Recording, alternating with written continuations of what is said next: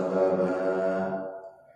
Wassalatu wassalamu ala sayyidina Muhammadin al-Mustafa wa ala alihi ahli syirki wal wafa. Asyhadu an la ilaha illallah wahdahu la syarika lah wa asyhadu anna Muhammadan abduhu wa rasuluh. Amma ba'du, qala Allah ta'ala fil Qur'anil Karim, a'udzu billahi minasy syaithanir rajim. Wa ma khalaqtul jinna wal insa illa liya'budun. Wa qala Umar bin Khattab radhiyallahu anhu qala sami'tu Rasulullah sallallahu alaihi wasallam yaqulu innamal a'malu binniyat wa innama likulli imri'in ma nawa. Faman kanat hijratuhu ila Allahi wa rasulih fa hijratuhu ila Allahi wa rasulih. Wa man kanat hijratuhu lidunya yusibuha aw imra'atin yankihuha fa hijratuhu ila ma hajara ilaihi. Shadaqallahul adzim. Para hadirin, para jamaah bapak dan ibu yang saya hormati, senantiasa dimuliakan Allah Subhanahu wa taala, para asatid wal asatidah, para hujat, para hajat, tokoh agama, tokoh masyarakat, bapak ketua RT, ketua RT, dan sekaligus pengurus DKM Masjid Al-Ikhwan yang saya hormati, yang saya cintai dan saya banggakan, dan juga senantiasa dimuliakan oleh Allah Subhanahu wa taala. Pertama, tentu saja selaku umat yang beriman dan bertakwa, tiada ucapan yang pantas kita utarakan kecuali kita manjatkan puji serta syukur kepada Allah Subhanahu wa taala. Alhamdulillah atas berbagai macam nikmat dan karunia-Nya. Pada malam hari ini Allah kumpulkan di Masjid Baitun min Buyutillah, di tempat ibunya Allah, di rumahnya Allah Subhanahu wa taala. Allah kumpulkan kita di saat yang mustajabah ini. Mudah-mudahan wasilah kita kumpul di masjid ini, wasilah kita mendengarkan talim ini, senantiasa membawa keberkahan dalam kehidupan kita, keberkahan dalam rumah tangga kita, keberkahan dalam usaha kita. Amin amin ya Allah ya rabbal alamin. Shalawat dan salam senantiasa sepenuhnya Allah limpahkan kepada junjungan kita baginda Nabi besar Muhammad sallallahu alaihi wasallam. Para hadirin, para jamaah kaum bapak dan ibu yang saya hormati, sebagaimana yang sama-sama kita rasakan, kurang lebih 1 tahun 8 bulan kita akrab dengan pandemi. 1 tahun 8 bulan kalau nggak salah kita akrab dengan pandemi. Tetapi bagi kita umat yang beriman, ya kita banyak sebetulnya hikmah yang kita ambil selama kita ini pandemi. Terutama diantaranya selama 1 atau kurang lebih ini sengaja kita diuji dengan kesabaran dan syukur kita. Jadi selama 2 tahun kurang lebih ini Allah menguji kita. Dalam Al-Quran, wa nabluwannakum bisyai'in minal khawfi wal ju'i wa naqsin minal amwali wal anfusi was samarat wa basyiris sabirin. Diuji selama 2 tahun. Di mana ujinya? Minal khawfi, rasa ketakutan, tidak boleh kita keluar, harus di rumah. Masjid tidak boleh kita berangkat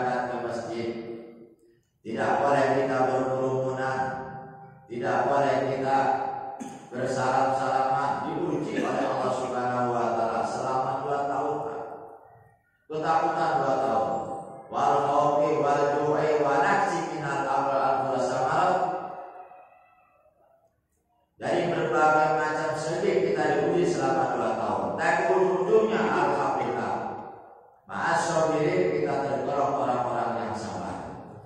Yang kedua, adanya ini selama 2 tahun pandemi, kita mesti bersyukur.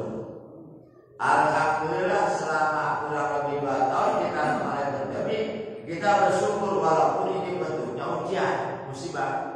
Karena kita bagi umat yang beriman, bentuk apapun yang Allah berikan kepada kehidupan kita, entah itu bentuknya musibah maupun bentuknya kenikmatan, kita bersyukur. Walaupun selama 2 tahun kita ini pandemi termasuk golongan musibah bagi kita, kita bersyukur. Lalu kenapa kita bersyukur? Pertama, syukur kita alhamdulillah pandemi corona yang terjadi di Indonesia tidak seperti corona yang terjadi di Wuhan. Bergeletakan orang di pinggir jalan, di pinggir toko, di mana-mana bergeletakan mayat karena ganasnya virus. Tetapi di Indonesia alhamdulillah kita belum pernah mendengarkan di mass media ada yang kena musibah corona berjatuhan di pinggir jalan.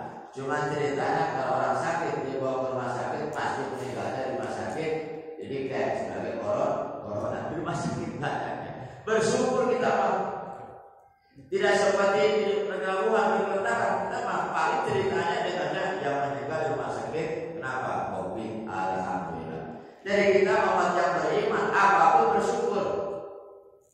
Bentuk lebih-lebih kenikmatan. Sekalipun musibah bersyukur. Contoh misalkan, ya kita kena musibah ketika kita naik motor terpreset, kaki kita sebelah patah. Kita jangan benci kepada Allah. Ya Allah, kenapa Allah nggak kasihan dengan saya? Kok hanya seberapa nih kaki saya patah? Jangan begitu. Bersyukur, alhamdulillah bersyukur. Saya ini terpreset, ini hanya kaki saya sebelah patah. Tapi tetangga saya kemarin terpreset di motor, dua-duanya kakinya patah. Masih ada bersyukur. Ayo, harus begitu Pak. Ya, itulah bersyukur. Nah, kemudian di samping itu juga ini hikmahnya banyak. Dengan adanya ini virus menandakan bahwa makhluk ini adalah makhluk yang lemah. Makhluk kita ini makhluk yang lemah, makhluk yang tidak berdaya. Hanya dengan makhluk yang kecil yang tidak bisa kelihatan oleh mata kepala kita, harus dengan alat pembesar virus corona semuanya kalah. Makhluk tidak punya kekuatan. Tanpa semua tatanan kehidupan manusia berubah dengan makhluk yang tidak kelihatan oleh kita. Benar Pak? Bahkan sampai sholat kita dirubah dengan makhluk yang tidak kelihatan. Bahkan sampai 200.000 jamaah haji berturut-turut 2 tahun tidak bisa berangkat gara-gara makhluk yang kecil tidak bisa kelihatan. Benar. Gara-gara makhluk yang kelihatan, salaman nggak boleh, ke masjid nggak boleh, ke pasar nggak boleh, ke mana nggak boleh. Karena gara-gara makhluk yang jelas bahwa makhluk kita manusia, makhluk yang lemah tidak punya daya apa-apa. Gitu Pak. Jadi kita ini gara-gara makhluk ini dijauhkan dengan Allah Pak. Jauhkan, nggak boleh ke masjid otomatis. Jauh dengan Allah sebab masjid. Baitul min buyutillah, masjid tempat curhat kepada Allah, masjid tempat kumpulnya para malaikat, masjid tempat orang silaturahmi, tapi kita dijauhkan dengan makhluk yang tidak kelihatan mata kepala kita. Nah sekarang ayo kita sama-sama nih, alhamdulillah nih. Saya pikir-pikir nih sekarang ya. Sebetulnya kalau saya pendapat nih, corona ini hilang kan? Itu cuma adaptasi kita Pak. Terus aja, kalau ini masih ada jarak semata-mata corona masih ada. Kalau kita selamat masih kamu semata-mata corona masih ada, benar? Coba kita sekarang luruskan, rapatkan, salaman biasa, pengajian maklumkan, lepas ini masker, insya Allah hilang. Ini kalau misalkan masker masih dipakai semata-mata corona masih ada. Dia tergantung adaptasi kita, tergantung kita yang menyikapinya Pak. Terus ada sekarang PPKM hilang, alhamdulillah lama-kelamaan masih sudah dapat. Kenapa? Karena sikap kita juga, sikap kita, adaptasi kita Pak. Kalau adaptasi kita seperti biasa, insya Allah sedikit-sedikit akan hilang, kita akan kembali seperti biasa. Alhamdulillah anak-anak 2 tahun Pak sudah rindu dengan bangku sekolahnya. Benar, mahasiswa sudah rindu dengan tempat fakultasnya. Kita sudah rindu dengan masjidnya, dengan majelis taklimnya. Ya, alhamdulillah ya. Makanya tergantung sikap kita. Kalau 2 tahun dengan corona. Allah jauhkan kita dengan Allah dengan cara-cara virus yang tidak bisa kelihatan oleh mata kepala kita. Sekarang ayo kita bereskan. Cara mulai ini kita kembalikan, perbaiki hubungan kita dengan Allah Subhanahu wa taala. Perbaiki hubungan kita dengan sesama makhluk. Sekarang kembali kita di semata-mata kita kembali membuka semangat baru kita untuk hablum minallah, untuk cara terbaik mendekatkan diri kita kepada Allah Subhanahu wa taala. Allah menciptakan manusia di alam dunia bukan tidak tanpa tujuan, ada tujuannya. Wa ma khalaqul jinna wal insa illa liya'budun. Tidak akan kami ciptakan jin dan manusia kecuali liya'budun, semata-mata untuk ibadah kepada Allah Subhanahu wa taala. Banyak cara ibadah kita. Bulan yang lalu pernah saya sampaikan hablum minallah dengan cara kita sholat, laksanakan dengan baik, dengan ibadah haji, dengan sedekah dan sebagainya. Itu diantara salah satu hablum minallah. Tapi banyak cara kita yang terbaik hubungan dengan Allah. Ketika kita dikasih musibah, semua musibah apapun biidznillah, itu semuanya izin Allah Subhanahu wa taala. Dengan adanya musibah kita kembalikan zikir kepada Allah Subhanahu wa taala. Itu pun salah satu cara kita terbaik mendekatkan diri kepada Allah. Cara kita mendapatkan nikmat bersyukur kepada Allah, itu pun cara yang terbaik kita hubungan dengan Allah Subhanahu wa taala. Satu. Yang kedua, perbaiki hubungan kita dengan sesama makhluk. Perbaiki dengan cara bagaimana? Pastikan diri kita ini hidup dengan masyarakat aman buat bagi masyarakat. Yang kedua, pastikan diri kita menyenangkan buat masyarakat. Pastikan diri kita ini bermanfaat buat masyarakat. Itu hidup yang paling benar. Pastikan diri kita dimanapun kita berada, kapan kita berada, tinggal dimanapun, pastikan 3S ini aman bagi masyarakat, bermanfaat bagi masyarakat, dan menyenangkan bagi masyarakat. Itu modal kita hidup di masyarakat, Pak. Ya, harus kita manfaatkan. Kadang-kadang kan kita hidup dimanapun berada, kapan berada. Kalau kita 3 ini tidak aman buat masyarakat, pasti dijauhin. Bapak kamu dekat dia, gak aman. Hidup dengan dia gak aman, duduk dengan dia gak aman, hidup di sini gak aman. Orang yang semacam itu hidupnya tidak akan mungkin sejahtera. Maka oleh karena itu perbaiki 2 ya. Satu, hubungan dengan Allah, hablum minallah. Mulai sekarang kita nih. Kemarin 2 tahun kita Allah rendahkan dengan virus corona ini. Sekarang kita mulai perbaiki hidup kita, perbaiki hubungan kita dengan Allah, hablum minallah. Yang kedua, perbaiki hidup kita, hablum minannas, dengan sesama manusia. Nah, di antara 2 ini apa yang terpokok? Nah, ini yang terpokok di antara 2 ini. Judul pengajian ini, luruskan niat kita. Ya. Kenapa? Sebab niat ini adalah merupakan modal buat kita semuanya. Ya. Kenapa? Sebab nanti kita di akhirat nanti, hubungan kita dengan Allah Subhanahu wa taala, amalan-amalan kita dengan Allah Subhanahu wa taala, dan amalan-amalan kita dengan sesama manusia nanti akan dipertanggungjawabkan di hadapan Allah Subhanahu wa taala. Jangan sampai kita hablum minallah, ibadah kita, sholat kita, puasa kita, sedekah kita, kemudian ibadah kita semalu tidak terbukti di akhirat, rugi nanti. Ini kita jangan sampai jadi orang muflis, orang yang rugi, Pak. Orang muflis itu orang yang rugi, orang yang bangkrut nanti di akhirat. Sekalipun dia pahalanya banyak. Pahalanya hablum minallah, sholatnya ada, zakatnya ada, puasanya ada, taklimnya ada, tadarus Al-Qur'annya ada, umrohnya ada, pahalanya banyak. Tapi di samping itu dia punya dosa, suka membicarakan kejelekan orang lain, suka mengungkapkan aib dan kejelekan orang lain. Maka ketika dia di akhirat nanti, orang-orang yang pernah disakiti, ya, orang-orang yang pernah dibicarakan kejelekan dan aibnya, nanti akan minta keadilan kepada Allah Subhanahu wa taala. Dipanggillah orang muflis. Setelah dipanggil orang muflis, maka di situ, wahai orang muflis, engkau sekarang bertanggungjawabkan segala ibadah kamu, tetapi ada kemaksiatan kamu bahwa kamu pernah melakukan kepada orang lain, membicarakan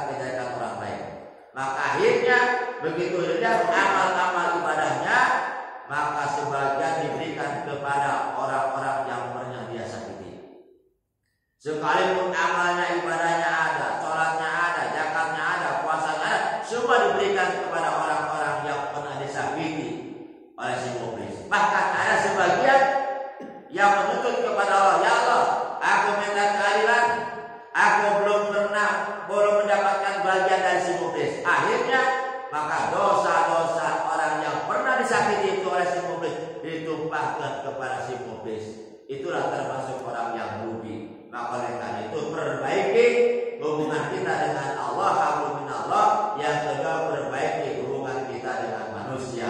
Tapi intinya kedua ibadah itu intinya adalah luruskan dulu niat kita. Innamal a'malu binniyat. Ya. Kenapa kita karena niat ini adalah salah satu yang paling dominan. Segala ibadah apapun yang kita lakukan, kalau tanpa dengan niat maka akan sia-sia nanti di akhirat, di pertanggungjawaban di hadapan Allah Subhanahu wa taala. Karena niat adalah merupakan salah satu modal untuk kita untuk dipertanggungjawabkan nanti di akhirat. Tidak ada artinya ibadah kita, tidak ada artinya sholat kita, puasa kita, zakat kita kalau memang kita tidak bisa meluruskan niat kita. Nanti di akhirat ada 4 golongan. Pertama, golongan orang yang sedang berjihad. Yang kedua, golongan orang yang sedang thalabul ilmi. Yang ketiga, orang yang sedang bersedekah. Yang keempat, orang yang sedang membaca Al-Quran. Tapi di akhirat semuanya masuk neraka. Kenapa demikian? Karena salah niatnya. Ya, dalam salah satu hadis diceritakan bahwa nanti yang pertama golongan yang suka berjihad akan ditunjukkan, akan dipanggil oleh Allah Subhanahu wa taala. Betulkah engkau seorang yang sedang berjihad di jalan Allah? Betul. Nih, kamu tunjukkan. Betul ini pahala. Pahala kamu ini ketika di alam dunia sedang berjihad, ya Allah, ini betul pahala saya. Lalu kemudian ditanya, apa tujuan kamu berjihad di jalan Allah? Suka berjihad? Saya menegakkan agama Allah. Saya lillahi ta'ala. Saya mendapatkan ridho Allah Subhanahu wa taala tanpa tahu. Betul. Kamu berjihad di jalan Allah, tapi kamu salah niat.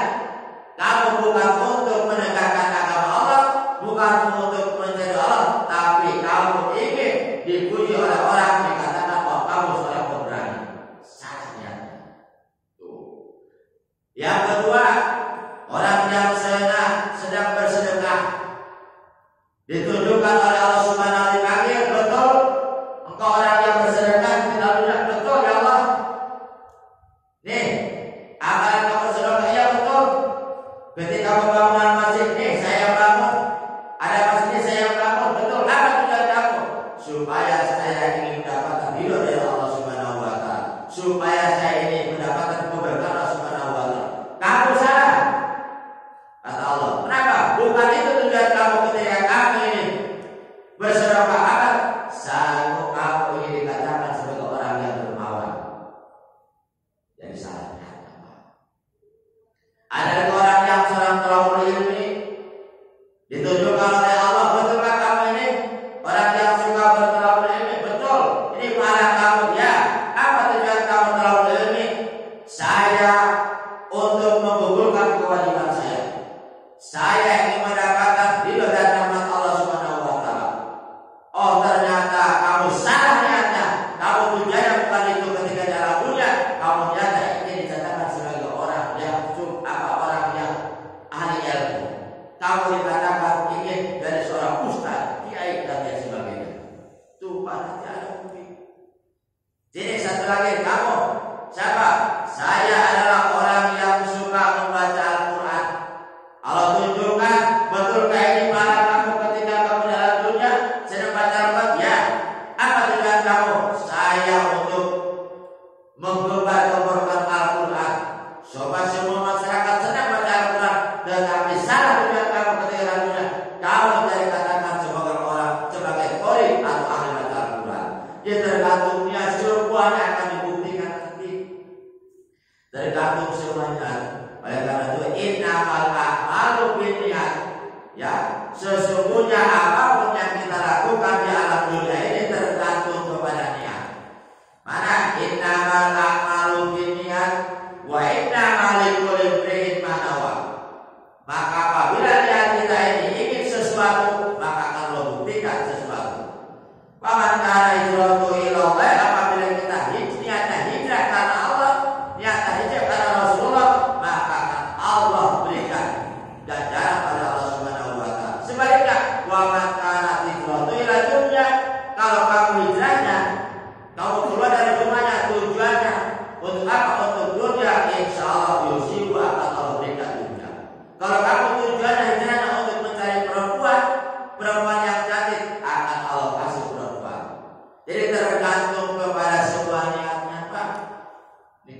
ada di majelis ini nih, saya yakin tidak semuanya lurus niat kita. Benar, ada barangkali terdorong oleh takut sama istri. Oh, ada pengajian di masjid, kamu datang ke sana, malu datang, niatnya lain karena terpaksa. Ada juga malu saya sama juru penerangan pengumuman tadi, ada pengumuman saya malu kalau nggak datang, niatnya lain. Ya, ini macam-macam Pak. Jadi tergantung kepada niat kita semuanya. Jadi banyak yang gagal ibadahnya. Kenapa? Karena gagal niatnya. Ya. Nah, oleh karena itu, apa di antaranya salah satu niat kita ini, salah satu yang meluruskan kepada niat ini. Bahkan bukan ini saja Pak. Contoh seperti orang yang melaksanakan ibadah haji. Ibadah haji itu kita lihat wa'atimul hajja wa umrah. Semua perintah-perintah haji semuanya lillahi ta'ala. Wa'atimul hajja wa umrah. Silakan sempurnakan umrah dan haji lillahi ta'ala karena Allah Subhanahu wa taala. Bahkan kita sholat usolli fardhu arba'ati mustaqbilan kiblati lillahi ta'ala. Sholat pun lillahi ta'ala ujungnya. Bahkan kalau kita niat puasa juga coba. Nawaitu shaum Ramadan antara pada sehari Ramadan ada salat lillahi ta'ala. Hampir semuanya itu ibadah kita ujung-ujungnya lillahi ta'ala. Inna sholati wa nusuki wa mahyaya wa mamati lillahi ta'ala. Ujung-ujungnya lillahi ta'ala. Iya, makanya itu luruskan hati kita Pak. Supaya jangan sampai kita ibadah gagal, tidak ada apa-apanya nanti ya. Luruskan niat kita ini ya. Sampai kita semua apapun ibadah kita termasuk umrah semuanya redaksinya ujungnya lillahi ta'ala. Labbaik Allahumma limandik tuh bahkan cucunya Rasulullah ya. Sayyidina Ali siapa yang punya Ali Jamal itu ya, cucu Rasulullah pernah ketika pergi haji kemudian dia tidur mimpi dengan sahabat-sahabat mimpinya bahwa yang tawaf itu yang umrah itu habis sebagian bukan wajah-wajah manusia, wajahnya monyet semuanya. Dan kemudian cucu Rasul bangun tanya sahabat, ya sahabat kamu mimpi kan kamu tadi baru mimpi apa? Bahwa yang tawaf yang umrah itu sebagiannya semuanya berwajah-wajah monyet. Tanya satu lagi, kamu mimpi semalam mimpi apa? Bahwa yang umroh, yang nangkap semuanya hampir semuanya itu sebagian kecil yang terbesar berwajah-wajah monyet. Apa ternyata ketika ditanyakan itu tidak lain dan tidak bukan tujuannya adalah salah niatnya salah. Ketika ditanya kenapa kau ketika dimimpi berbentuk ini kepala monyet, ternyata niatnya pergi haji bukan lillahi ta'ala, ingin dipuji oleh orang lain. Oh, saya ini orang yang ahli ibadah, saya pun orang kaya pernah pergi haji, saya pengen disebut haji segala macam. Niatnya salah. Jadi ternyata orang yang pergi haji itu tidak boleh dijamin untuk dijadikan sebagai haji yang makbul. Kenapa? Banyak biasanya orang yang sholako ini dikatakan saya seorang yang dermawan, orang yang pergi haji ini dikatakan sebagai haji. Ini yang salah. Kenapa? Yang adalah ta'ala ibadah haji ini melaksanakan kewajiban Allah Subhanahu wa taala. Harus lillahi ta'ala. Hingga kadang-kadang kita pulang pergi haji seminggu 2 minggu karena tujuan yang lain, ketika kita keluar orang tidak ada yang panggil haji, panggilnya bapak sebagainya. Enggak nengok dari panggil pak, enggak nengok. Sekali nengok, gue ini udah pergi haji 2 minggu, panggil saya haji ini, Pak Haji kayak tidak dipanggil. Nah itu salah satunya berarti niatnya lain. Hati-hati Pak. Jadi seluruh ibadah kita ini tergantung kepada niatnya. Ya. Nah kalau sudah kita niatnya lillahi ta'ala, maka akan terbetik dalam diri kita ada timbul ikhlasan. Pasti itu. Benar Pak? Timbul ikhlasan kita nih. Kalau kita sudah misalkan ada niat lillahi ta'ala, apapun yang kita lakukan pasti akan timbul ikhlasan. Ketika kita melaksanakan misalkan sholat tahajud, niatnya lillahi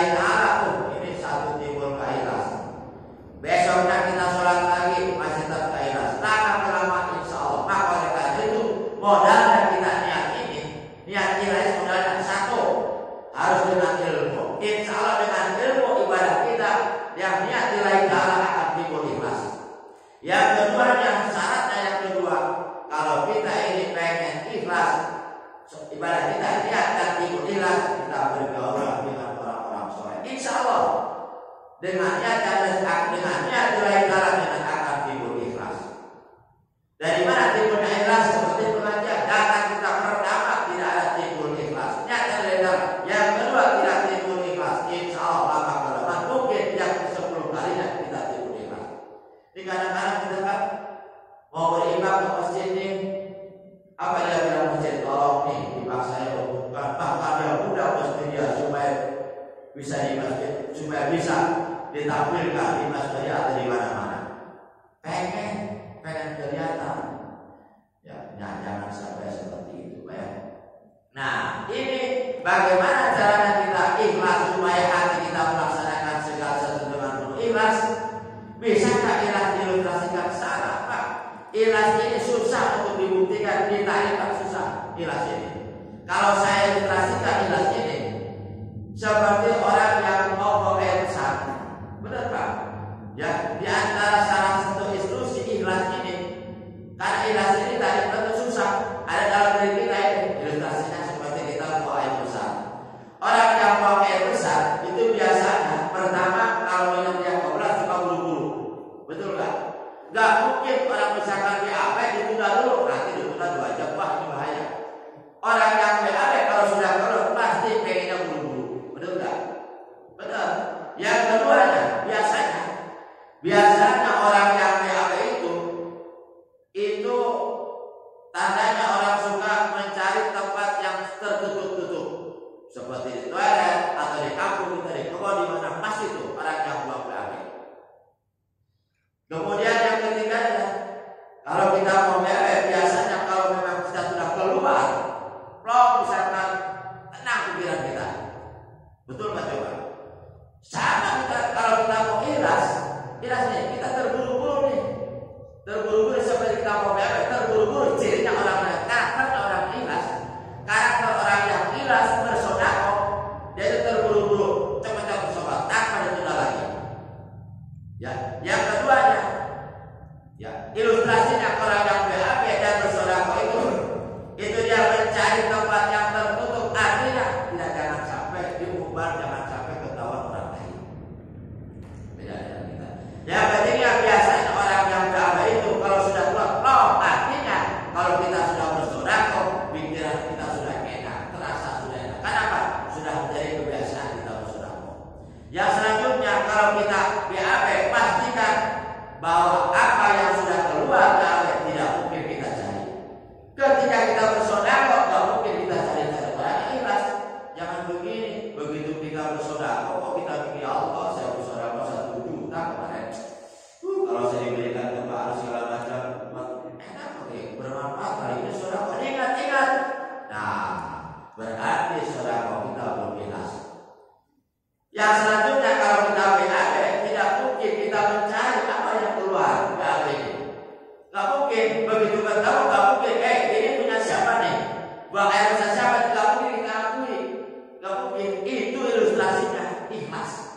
Ibarat kita BAB, nggak mungkin kita dicari apa yang keluar sekalipun malamnya kita makannya opor ayam, opor daging. Begitu kita dibuang baginya, nggak mungkin kita ingat-ingat. Artinya kita bersedekah, kita tidak mungkin mencari-cari mengingat-ingat apa yang telah kita keluarkan. Itu ciri-cirinya ya. Makanya kita luruskan niat kita beribadah kita ya. Sebelum saya lanjutkan, saya kasih kesempatan dulu kepada jamaah ya, karena kita ada silakan yang mau bertanya silakan, yang enggak sedia oke. Assalamualaikum warahmatullahi wabarakatuh. Waalaikumsalam. Ya, ini pertanyaan yang tadi berkaitan dengan kalau kita ada kesalahan ya pada orang lain. Gini, kita masih belum menyampaikan pada siapa, tapi kita hanya di dalam hati kita ada menuduh seseorang, misalnya kita curiga kepada seseorang, tapi kita belum sampaikan kepada siapa-siapa. Jadi hanya diri kita yang tahu dan Allah yang tahu. Nah, itu sopan untuk minta maaf pada orang yang pernah kita tuduh, istilahnya dalam hati atau dalam hati kita. Itu yang pertama. Kemudian yang kedua berkaitan dengan keikhlasan. Tadi kalau diilustrasikan seperti orang BAB, nah ini memang mungkin kurang lebihnya seperti itu, tetapi mungkin barangkali perlu ini kan artinya ada yang mengatakan bahwa kalau misalnya ikhlas itu artinya kita bahkan pamrih kepada Allah pun tidak. Jadi mohon penjelasan. Jadi sementara kita kan seharusnya kan kalau tujuannya karena Allah itu seharusnya memang harus kepada Allah. Tapi ada yang mengatakan bahwa pamrih pun kepada Allah pun tidak, jangan. Jadi mohon penjelasan. Terima kasih. Wassalamualaikum warahmatullahi wabarakatuh. Yang pertama tadi secara pribadi dalam hati kita, ya, walaupun tidak ada yang menyaksikan siapapun orang kanan kiri kita, tapi dalam hati kita bahwa kita menuduh seseorang, ya, seseorang ini menuduh bahwa ini pernah berbuat jelek atau pernah mengancam kepada saya, misalkan dulu nih. Nah ini walaupun tidak ada orang yang melihat, tapi Allah yang tahu. Allah yang tahu ini. Allah yang tahu, pasti Allah yang tahu, berarti kita sudah berbuat jelek kepada orang. Ini menuduh, ya Pak? Menuduh ya tadi ya. Kalau kita menyangka, bukan menuduh. Kalau menuduh sudah pasti. Beda nggak kalau menyangka itu dulu? Beda ya. Kalau menuduh sudah pasti orang ini kan ya, gitu kan ya. Orang ini menuduh, padahal kenyataannya tidak. Kalau misalkan kita menyangka dan menuduh, beda nggak? Beda kan? Kalau menyangka belum tentu kan ya. Kalau menuduh sudah jelas orangnya itu kan ya. Nah Allah tahu nih, Allah tahu apakah perlu saya sampaikan kepada orang itu. Belum lagi sampaikan minta maaf. Silakan minta ke Allah, yang tahu kata Allah. Silakan minta maaf. Karena ini urusan hati ini. Kalau sudah beda-beda dengan ucapan dengan hati dengan Allah Subhanahu Wa Taala. Karena kenapa? Sudah ada ini penyakit dalam diri kita ini. Sudah rasa benci dengan orang ini, menuduh dengan orang ini. Silakan kalau yang tahu, walaupun tidak disaksikan dengan yang lain. Ya, kenapa? Sebab kaitannya dengan penyakit hati. Ya, itu diantaranya. Silakan aja secara diam-diam sajalah. Kemudian yang kedua tadi soal ikhlas ya. Ikhlas bersedekah. Ya. Memang ini urusan ikhlas ini susah, berat urusan ikhlas ini. Bukan berarti kita ini memberikan ketahuan orang lain, diungkap orang lain, bukan berarti kita tidak punya pahala. Ya, bahkan ada yang berpendapat kita berikan 1 juta ini misalkan. Oh, saya lebih ikhlas lagi, lebih besar lagi, lebih ikhlas.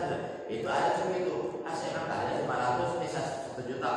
Saya ikhlas nih. Nah, gak jadi persoalan. Yang penting dalam gerakan hati kita ini, ya, jangan ingin dipuji, jangan ingin disebutkan segala macam. Yang penting kita kasih. Ya, jangan ada sedikit dalam hati kita ini. Tetap aja. Ya Allah, kenapa ini udah 2 hari ini saya belum bukan juga nih sedekah saya ini itu. Nah, pertanyaan, punya kita pahala? Punya. Tetap punya, Allah Maha Adil. Uang yang kita keluarkan tetap kita punya pahala juga. Barangkali pahalanya tidak seperti apa yang dalam kerendahan dalam kita. Tetap. Tidak antaranya. Itu maksudnya beda. Tapi maksudnya kalau dengan Allah kita tetap harus istilahnya kita tadi ya kita niatkan dan kita tetap punya keinginan untuk mendapatkan pahala itu. Oh iya, jelas. Oh itu ya. Penting gini, kita tujuannya bersedekah ini, tujuannya satu, bersedekah ini dijadikan sebagai wasilah. Wasilah dia.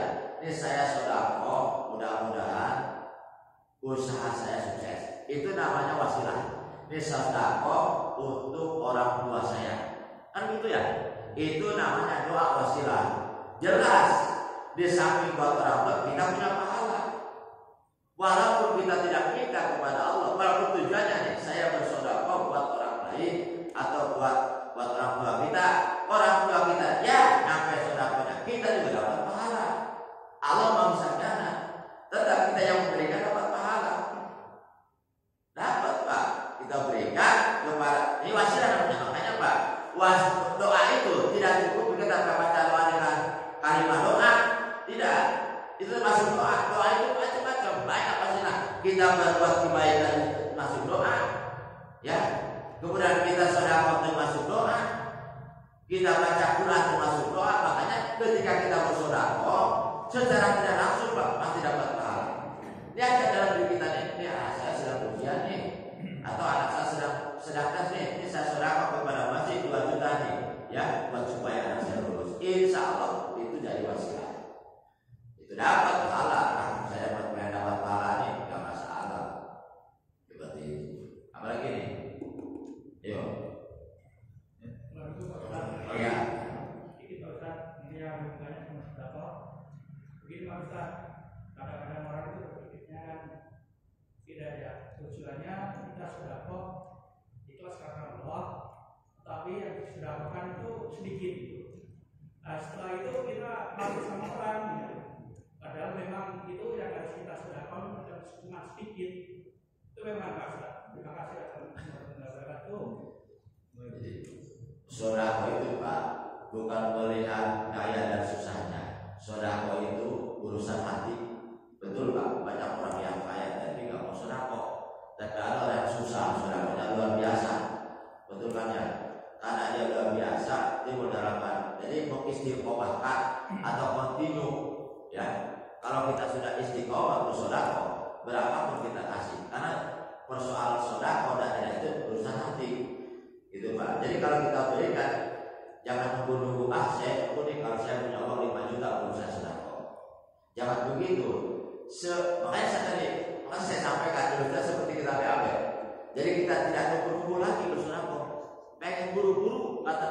Kita pengen buru-buru. Jadi kita harus kontinu istiqomah.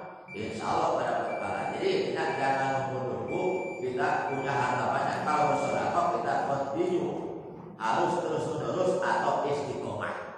Sekalipun kita tiap hari tiap sholat 2.000, sholat 2.000, asal 2.000, selama 5 waktu kita 10.000, udah sebulan hampir 300.000. Tuh, kotrotan. Jadi banyak. Jangan begini. Nanti saya mau sholat nih sebulan 500.000, belum tentu kita nunggu 500.000 ada. Tapi kalau kita kotrotan sedikit-sedikit kita insya Allah jadi banyak. Artinya bahwa kita bersedekah, ya, dengan penuh ikhlas itu urusan hati dan bukan melihat dari kaya dan susahnya. Itu Pak. Pernah saya sampaikan ada nenek-nenek umur 75 tahun senang bersedekah, sedekah pasir ke masjid nggak mampu, sedekah uang nggak punya, tenaga udah tua. Hanya apa dia? Hanya sedekah paku doang, kan gitu. Paku 12 cm dipanggil. Pasien sini ada apa nek? Saya mau sedekah, mana nih duitnya? Nggak ada. Mana pasirnya? Nggak ada. Mau apa itu kemarin? Nggak ada. Apa nih gua punya paku 2 cm ini? Kata pasien, nek udah nggak butuh paku. Si nenek nangis, pokoknya usahakan di mana aja. Akhirnya ditaruh. Di mana ditaruhnya? Itu ditaruhnya di dekat WC. Tok, ternyata manfaatnya luar biasa. Kiai, ustaz, santri, penghulu taruh peci, taruh sofa. Kan begitu, manfaat nggak? Manfaat. Pas begitu di akhirat